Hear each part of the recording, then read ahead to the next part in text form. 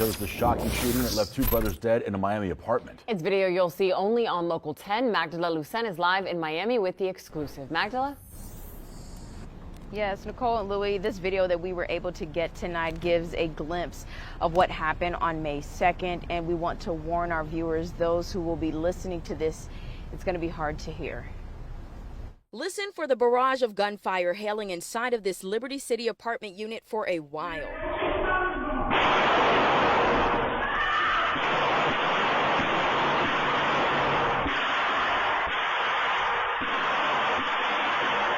Then 40 seconds into the video, you hear someone screaming.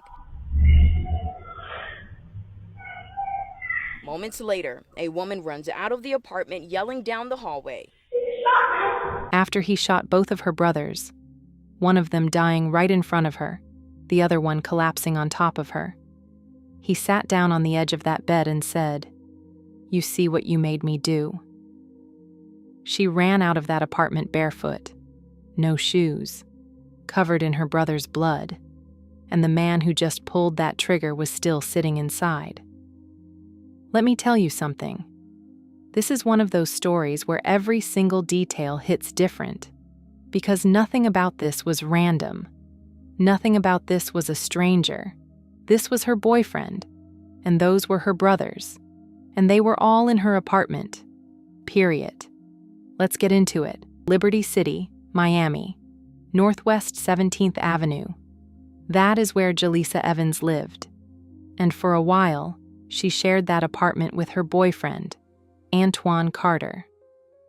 Now, Antoine was 31 years old, and from what we know, the relationship between him and Jaleesa was not a peaceful one.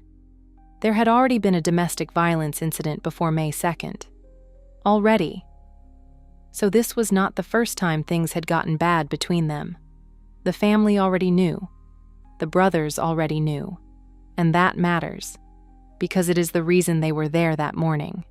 In every home, behind every closed door, there's a story waiting to be uncovered.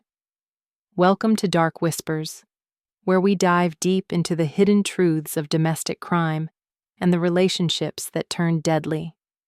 If you're drawn to real stories, powerful insights, and the shadows most people avoid, you're in the right place.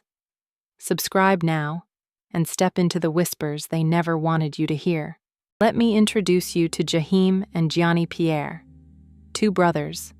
Jaheim was 23 years old. Gianni was 28. And here is the detail that stopped me cold when I read it. Both of them were born on the exact same day, February 23rd, 5 years apart, same birthday, different years. Like they came into this world connected. They were close. You can feel that just from the fact that when their sister needed them, they showed up. No hesitation. They got word that something had happened between Jaleesa and Antoine, and they went to that apartment to be with her, to check on her, to make sure she was okay. That is what brothers do. Moving on. So here is where the morning of May 2nd starts to take shape. At some point, there was an argument. Antoine Carter and the brothers got into it inside that apartment. And rather than things cooling down, they got worse. Worse enough that at some point, Antoine left. But he did not go far. Security cameras, the same cameras that would later tell this whole story, caught Antoine walking out to a car. And he did not go to that car to leave. He went to that car to get a gun. Think about that for a second. He left, got a weapon, and came back. That is not a fight that got out of hand in the heat of the moment. That is a decision, a choice made with steps. Walk out, go to the car, pick up the gun, walk back. And when he came back to that building, the family already knew something was wrong. Jaleesa urged her brothers, "Do not open that door." She told them, because she knew Antoine. She knew what he was capable of. The door was locked, and she wanted it to stay that way. But Antoine was not done. Those same cameras caught him pacing back and forth in that hallway. Back and forth. and then banging on that apartment door, over and over. And while he was out there, he said it, loud enough for them to hear. "I bet one of you won't open up." Like, he was daring them.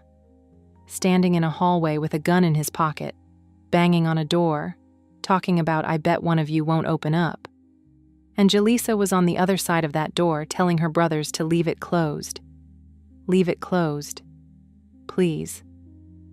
Jaheim opened the door. The moment that door opened, Antoine Carter charged in. He did not stop.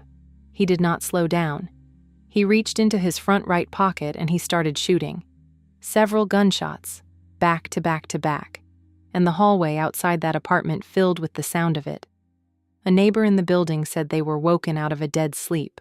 5 shots, and then a door slamming, and then screaming. Gianni Pierre was shot first. He died right there in that apartment, 28 years old. Jaheim was shot too, but he did not go down right away. Jaheim, 23 years old, ran. He ran to where his sister was, and he got to her. He made it to her, and then he collapsed, right on top of her.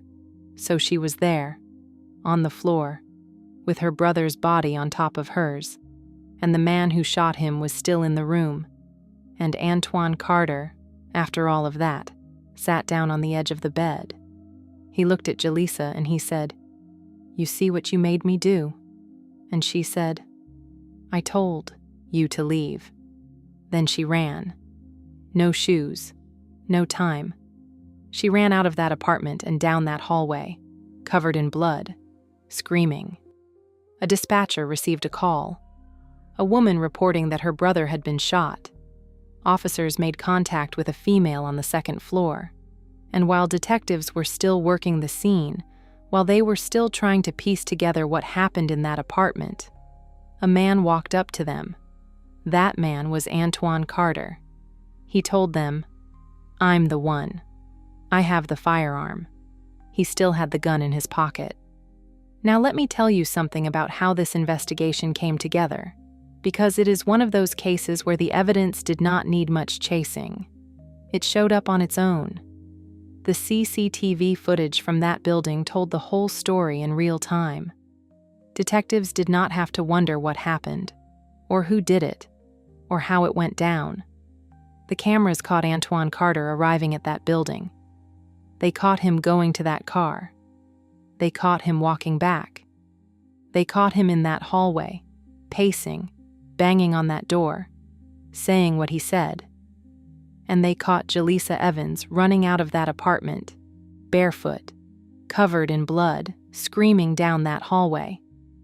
That footage was not just evidence, it was a timeline, a minute-by-minute account of exactly how 2 brothers ended up dead in their sister's apartment on a Saturday morning. And then there was the audio. A neighbor in that building, someone who had no idea what was about to happen when they went to sleep that night, was woken up by the sound of gunfire. 5 shots, one after the other, and then silence, and then a door, and then screaming. That neighbor's account lined up with everything the cameras showed. Dispatch received the call almost immediately after, a woman reporting that her brother had been shot on the second floor. Officers responded, and when they arrived and made contact with Jaleesa, she told them exactly who did it. She said Antoine Carter was her boyfriend, and that he had shot her brothers. So by the time detectives were standing in that hallway trying to build their case, they already had footage, they already had a witness, and they already had a confession, because Antoine Carter walked right up to them and handed himself over. Make it make sense. He walked up to law enforcement at the scene, with the gun still in his pocket, and said, "I'm the one. I have the firearm." Some cases take weeks, some take years, some never get solved. This one solved itself in the time it took the officers to finish securing the scene. Antoine Carter did not run. He did not hide. He did not try to build a story or shift the blame. He stood there and said, "Here I am, and here is what gets me." He had just told Jaleesa, "You see what you made me do." He put it on her. He said those words to a woman who was on the floor, covered in her brother's blood, with one of them collapsed on top of her. He said, "You did this." And then he walked outside and told the police he did it. Oh, so now he is the one who did it? Because those two things cannot both be true. You cannot tell your girlfriend she made you do something and then turn around and confess to the police like you owned every second of it. But that is exactly what he did. And it tells you everything you need to know about how Antoine Carter moves in this world. The violence was his, and the blame was always going to be hers. Anyways, the case against him was airtight before the sun went down that day. Video, eyewitness, a confession given voluntarily, on scene, with the weapon still in his possession. 2 brothers dead, a sister traumatized in a way that does not have a word big enough to describe it, and 1 man standing in a parking lot, telling detectives exactly where to find the gun. Antoine Carter was arrested that same day, May 2nd, 2026. He was 31 years old and he left that scene in handcuffs, with 2 first-degree murder charges attached to his name. No bond was set. He went to jail and he stayed there. In court, the weight of what the prosecution had on him was impossible to argue around. The CCTV footage alone placed him at every point of that morning, from the moment he left to get the gun, to the moment he walked back into that building, to the moment Jaleesa ran out. The arrest report documented everything in detail. His own words to detectives sealed it. This, the prosecution made clear, was a capital offense. 2 counts, 2 brothers, first degree. He, police say, is Antoine Carter. The 31-year-old is accused of killing his girlfriend's brothers, Jaheim and Gianni Pierre. This is a capital offense if you're found guilty. Miami police say they have video of Carter running to a car to get a gun after he and the brothers got into an argument that turned into a fight. The sister tells police her brothers came to protect her because of a past domestic violence incident. There's a GoFundMe page online to help support the family with funeral expenses. Police say before the shooting, Carter is seen in video pacing back and forth, banging on the locked door, yelling, "I bet one of you won't open up." The arrest report says the sister urged her brothers not to open the door, but Jaheim opened it. And that's when Carter, police say, immediately started shooting. Gianni died first. Jaheim, who was injured, ran to take cover with his sister, but police say he collapsed on top of her. The report says after the shooting, Carter sat at the edge of the bed, told his girlfriend, quote, "You see what you made me do?" And she tells him, "I told you to leave." Then she runs out of the apartment. Jaheim and Gianni Pierre were born on the same day, February 23rd, 5 years apart, same mother, same blood, same birthday, and they died on the same day too, May 2nd, 2026, together, in their sister's apartment, trying to protect her. That is the kind of detail that stays with you, that does not leave, because they did not have to be there. Nobody called them into a dangerous situation and told them it was their job to fix it.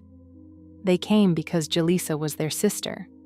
They came because something had already happened before that morning, and they wanted to make sure she was okay.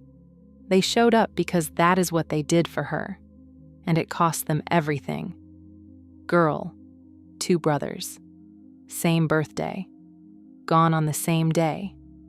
The family set up a GoFundMe to cover funeral expenses, because on top of everything else, on top of the grief, on top of the trauma, on top of trying to make sense of what happened to their family, they still had to figure out how to bury 2 people at the same time. 2 sons, 2 brothers, 2 funerals, and Jaleesa. Let's talk about Jaleesa for a second, because she is the one who has to keep living inside this story. She is the one who told her brothers not to open that door. She is the one who was on the floor when Jaheim collapsed on top of her. She is the one who ran out of that apartment barefoot and bloodied and screaming. She is the one Antoine looked at and said, You see what you made me do. She did not make him do anything. Let me be clear about that. She did not load that gun. She did not bring it back to that apartment. She did not pull that trigger. What she did was survive. And surviving something like that, being the one left standing when everyone who came to protect you is gone, that is its own kind of weight that never fully lifts. Domestic violence does not always look like what people expect it to look like. Sometimes it looks like a relationship that has already had incidents, already had warnings, already had moments where the people around you started paying closer attention. And sometimes, by the time the worst thing happens, the family already knew something was wrong. They were already watching. They were already worried. They were already showing up. That was Jaheim and Gianni. They were already there, already present, already paying attention to their sister's life in a way that speaks to who they were as people and as brothers. And Antoine Carter took that from everyone, from Jaleesa, from their mother, from every person who shared a birthday with those two boys, and now has to figure out what February 23rd means going forward. I said what I said. If you are watching this and something in this story feels familiar, if you recognize pieces of this in your own relationship or in someone you love, please take that seriously. The warning signs were there before May 2nd. The family saw them. They responded to them. And it still ended the way it ended. So if you are in a situation where the people around you are already worried, please listen to them. Please reach out. The National Domestic Violence Hotline is available around the clock. You can call or text 1-800-799-7233. You do not have to wait until things get worse to ask for help. You can reach out right now. Jaheem Pierre was 23 years old. Gianni Pierre was 28. They walked into that apartment to look after their sister. They did not walk back out. And the man responsible is sitting in a jail cell with no bond and 2 first-degree murder charges, having handed himself over to detectives the same day with the gun still in his pocket. He said, "You see what you made me do." She made him do nothing. Rest in peace, Jaheim. Rest in peace, Gianni. Same birthday. Same goodbye.